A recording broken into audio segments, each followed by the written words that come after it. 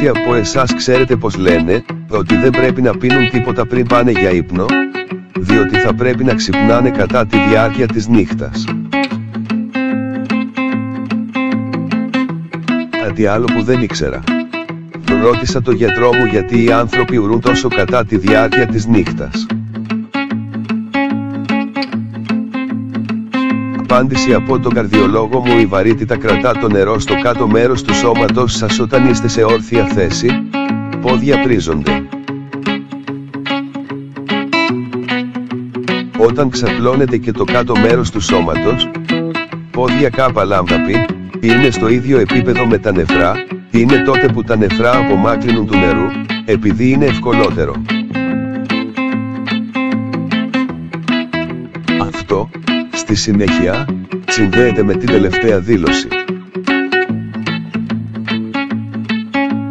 Ήξερα ότι θα πρέπει να πιω μια ελάχιστη ποσότητα νερού για να βοηθήσει ξεπλήθουν τις τοξίνες από το σώμα, αλλά αυτό ήταν νέα πληροφορία για μένα. Η σωστή στιγμή για να πιεις νερό. Πολύ σημαντικό. Από μια καρδιολόγο. Πίνοντας νερό σε μια συγκεκριμένη ώρα του 24ωρου μεγιστοποιεί την αποτελεσματικότητά του στο σώμα. 2 ποτήρια νερό μετά το ξύπνημα βοηθά στην ενεργοποίηση εσωτερικών οργάνων. 1 ποτήρι νερό 30 λεπτά πριν από το γεύμα βοηθάει την πέψη. 1 ποτήρι νερό πριν από το μπάνιο βοηθά στη μείωση της αρτηριακής πίεσης. 1 ποτήρι νερό πριν πάτε για ύπνο αποφεύγετε εγκεφαλικό επεισόδιο ή καρδιακή προσβολή.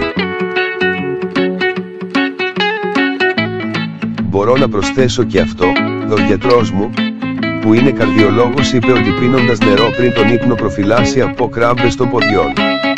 Τα πόδια έχουν ανάγκη εφυδάτωσης όταν παθαίνουν κράμπες. Οι περισσότερες καρδιακές προσβολές συμβαίνουν στην ημέρα, γενικά μεταξύ 6 π.μ. και του μεσημέριου. Έχοντας ένα επεισόδιο κατά τη διάρκεια της νύχτας, όταν η καρδιά πρέπει να είναι πλέον σε ηρεμία, σημαίνει ότι κάτι ασυνήθιστο συνέβη. Υπάρχουν και άλλα συμπτώματα της καρδιακής προσβολής, εκτός από τον πόνο στο αριστερό χέρι. Καθένας πρέπει επίσης να γνωρίζει το σύμπτωμα ενός έντονου πόνου στο πηγούνι, καθώς και η ναυτία και μεγάλη εφίδρωση. Ωστόσο, αυτά τα συμπτώματα μπορεί επίσης να συμβαίνουν λιγότερο συχνά. Σημείωση: μπορεί να μην υπάρχει πόνο στο στήθος κατά τη διάρκεια μιας καρδιακής προσβολής. Η πλειοψηφία των ανθρώπων, περίπου 60%, που είχαν υποστεί καρδιακή προσβολή κατά τη διάρκεια του ύπνου τους δεν ξυπνήσαν. Ωστόσο, εάν αυτό συμβεί, ο πόνος στο στήθος μπορεί να σας ξυπνήσει από τον βαθύ ύπνο σας. Αν συμβεί αυτό, αμέσως, μετά διαλύετε 2 ασπιρίνες στο στόμα σας και να τις καταπιείτε με λίγο νερό. Στη συνέχεια, καλέστε το 166. Τηλεφωνήστε ένα γείτονα ή ένα μέλος της οικογένειας που ζει πολύ κοντά. Πες καρδιακή προσβολή. Αναφέρατε ότι έχετε πάρει 2 ασπιρίνες. Καθίστε σε μια καρέκλα ή καναπέ κοντά στην εξώπορτα και να περιμένετε για την άφιξη του 166 και...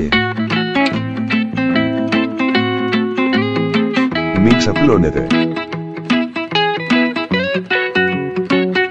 Ένας καρδιολόγος δήλωσε ότι εάν κάθε πρόσωπο μετά τη λήψη αυτού του email το στέλνει σε 10 άτομα, ίσως μια ζωή θα μπορούσε να σωθεί.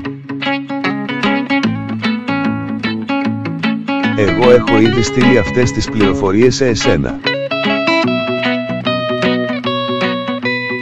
Εσύ τι θα κάνεις?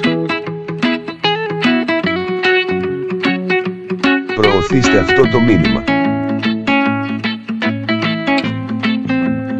Μπορεί να σώσει ζωές. Η ζωή είναι ένα εφάπαξ δώρο.